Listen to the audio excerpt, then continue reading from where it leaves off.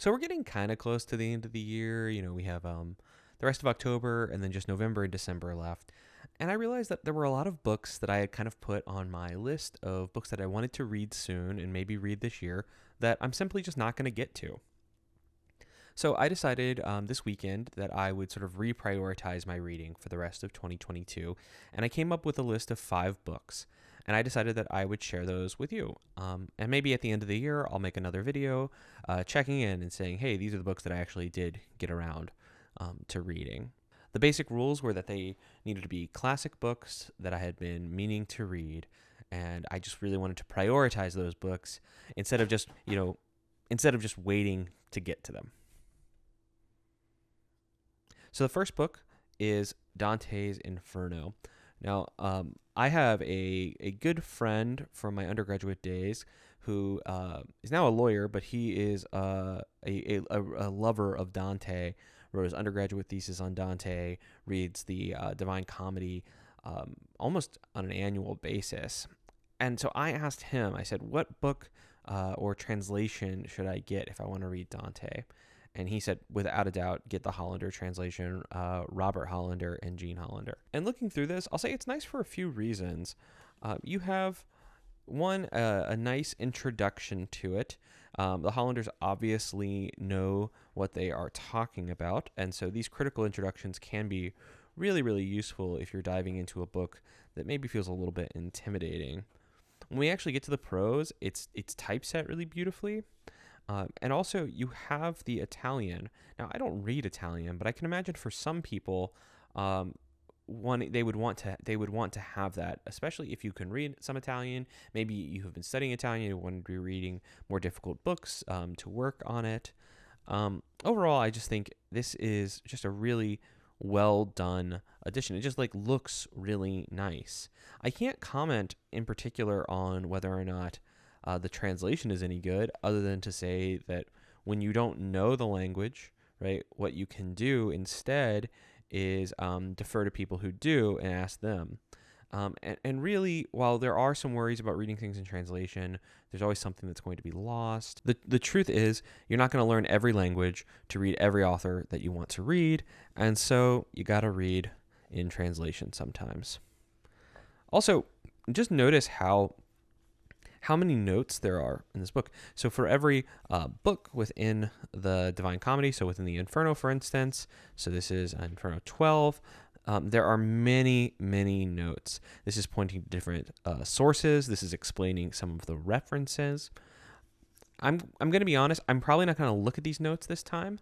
I'd like to think that I'll read the Inferno and the rest of the Divine Comedy again, but it's really nice to have this in case there's something that completely confuses you, and it's especially nice if you're going to go and do a slower, deeper read in the future.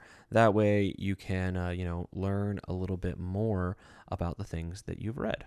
There's also this index of names and places.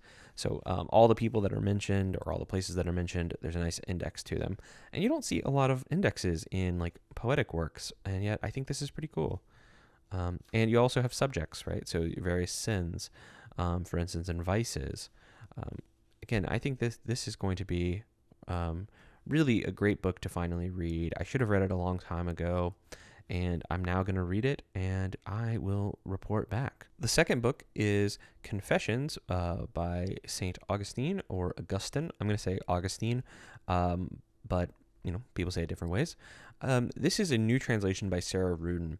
It's put out by the Modern Library. I've read this book before. Oh no, it looks like I put my dust jacket on backwards. How embarrassing. So I've read this book before, and I have never read it in Rudin's translation. I can't remember the name of the translation, but I had gotten it from the Oxford World Classics series. This book means a lot to me. I've always kind of had an affinity for St. Augustine, but also I think that this is such an interesting book because it mixes pretty heady philosophy and theology with poetry and a kind of extended prayer. And I think Augustine, he was an early student of rhetoric, and that was actually what he did before he became a priest and then a bishop. and you can see it. He writes quite well. My Latin is not strong enough to read Augustine, I think, in Latin, but I can defer to someone like Rudin who really kind of knows her stuff. This has been pretty well acclaimed, and I think Rudin is a scholar to kind of keep your eye out for if you're looking for translations and things. I believe she has some work on biblical literature as well, which are always, just great to see. Another thing is this is a nicely annotated edition. It's explaining some of the scriptural references that you'll see, and there's just tons of them. I think one day I want to do a video actually on how important the Bible has been for Western literature. Obviously, seeing it in the writings of a saint who was a priest and a bishop, it's going to be a little more obvious. But I think a lot of classic literature, Dante would be one of them, really you can understand them better and you will read them better if you have some familiarity with the Bible as well, just because it's been such a foundational text in the West. The third book is Dr. Faustus by Christopher Marlowe. Now, I took a class on this in my undergraduate days that was just really impactful on me. It was actually a composition course, but we centered it around writing about Marlowe's Faustus.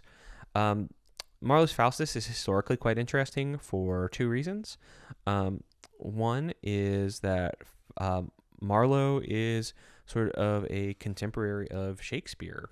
As a contemporary of Shakespeare, in fact, some people have speculated that Marlowe was actually Shakespeare. He's the author of many of the plays and poems attributed to William Shakespeare. I think that is very silly, and I would just say ignore that. But it's kind of a fun piece of trivia to have in your back pocket. The theory that says that Marlowe is Shakespeare is called the Marlovian theory, by the way. So say that at a cocktail party and everyone will think you're very intelligent. The second reason is that there's actually really two texts of Faustus. There's the A text and the B text. The B text, I believe, is considerably longer. It has some scenes that don't make it into the A text, that seem to have been added later, and the endings are slightly different. And so probably to read Faustus, I would say you need to read the A text and the B text. The nice thing is that it's a play. Plays are usually fairly easy to read, though you have to think about how they would be set and things, I think, to fully experience them. And another thing is that these are fairly short. So while this book is kind of long, it's only about 122 pages to read both the A text and the B text. This is a Norton critical edition. I'm just a big fan of Norton's work. I think it's great for intro students and things. There's a reason that they get assigned in classrooms so much. And you can see that there's all these commentary chapters at the end. These are actually usually selections from books or from scholarly articles. And so, for instance, if you want to talk about, the view of God in Marlowe's Faustus, that itself is a really interesting topic, and you can find a little bit to get you started and maybe look and see who they reference and things like that. And again, with all of these recommendations or with all the things I talk about on this channel, oftentimes I'm sort of inviting you to partake in a great conversation, and I'm not offering any definitive takes or anything like this. And so one of the things that you can do is look at a critical edition, find discussions of it, and this might lead you to new text or to new scholarly pursuits. And if I ever initiate that kind of curiosity in you about some text, I'll really consider my job to be done. I'll feel like I've done some real good in the world. The fourth book is Aristotle's Politics. This is the Chicago edition. I like this because it's from the same series as my favorite copy of the Nicomachean Ethics. I've never read Aristotle's Politics, and that's kind of shameful for me because Aristotle's Ethics has been so influential on my own thinking and my own reading. And in fact, the man who taught me Aristotle's Ethics told me that the whole point of the Ethics was to prepare us to read the Politics, and yet I never got around to it. And so I finally want to right that wrong and kind of do some good here with my reading. I'm also just increasingly interested in political philosophy. I never had been before in my undergraduate days, my graduate school days. Admittedly, I'm not proud of this thought, but I kind of thought of political philosophy as philosophy that was for lightweights. It wasn't as interesting as more theoretical philosophy. And I don't believe this anymore. I believe it's a different mode of thinking, and it's something I'm much more interested in now. And I'm trying to kind of right that wrong. And thus, I'm trying to read a lot of classic works in political philosophy over the next few years. I'll start with politics. I plan on reading some Hobbes, and I've only read a little bit of selections of Hobbes. Hegel's philosophy of right. I also want to read works of critical theory to see this kind of critical discussion of certain views. I need to read a little bit of Marx. I need to read Burke and Oakeshott. I mean, there's so much in the canon of political philosophy that I really need to read. I would say when it comes to political philosophy, this is probably a case where I'm going to venture out of the West a bit more and read particularly Chinese political thought, which is something that has kind of been on my radar for a little while, and I would like to talk about or read about in a little more detail. This is also another great addition. It's just really beautiful. It's got nice paper. I know from experience with Chicago books that it's good for taking notes. And then I find that the notes are usually pretty helpful. They're very tastefully done, so there's not too many. They don't overwhelm the text. With a classic work like this, it's really easy for it to be mostly footnotes. Usually the notes are good for translations. They're talking about interesting uses of Greek terms that I, as a reader in English, would really miss. And I do quite appreciate that. And then finally, the lightest book on the list is The Hobbit by j.r.r. Tolkien. It's been a long time since I read The Hobbit. I wanted to get around to reading it again. And I've also just been thinking a lot about books that I might want to read to my kids one day. And The Hobbit obviously is on the list for me. I actually started this a night or two ago, just reading a few pages before I go to bed. And so I'm actually somewhere in the scene where they get taken by the goblins and they are going down into the mountain, which is where it really starts to heat up. Though one of my favorite scenes is this early scene with the trolls, and that's already occurred. This is a nice illustrated edition. I don't want like a picture book version of this. I want it to be a sort of standard edition of The Hobbit, but some of these illustrations are really, really beautiful. I love this illustration of Rivendell. I love the colors. I love like the texture on the rocks. I love the water. I just think it's all so beautiful. And I think that this edition has actually a number of these colored illustrations. As they're leaving the wood elves and going down the river, and then eventually they're going to find themselves in the human village at Lake Town. In fact, we see an illustration of Lake Town here, though it's just in black and white. I really am liking reading this edition a lot. It's better than the cheap paperback I had as a kid. It's nice to have on the shelf. Love this image of Smaug. Just overall, what a delightful book. I plan on doing a reread of The Lord of the Rings and of the Silmarillion and basically of everything Tolkien related, though maybe not some of the more obscure parts of Middle-earth, maybe at least those 5 books. I started it now, and I gotta say, it's been delightful so far. What a wonderful book, and what a wonderful writer.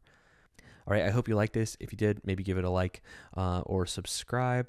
We also have a podcast called at theclassicalmind.com, and at theclassicalmind.com, we talk about great books of the Western canon. Our last episode was on Plato's Apology. Our next episode is on Serge Lalonge's The Intellectual Life, and soon we will be talking about Frederick Douglass. If that sounds interesting to you, check out the podcast. Thanks, and I'll talk to you next time.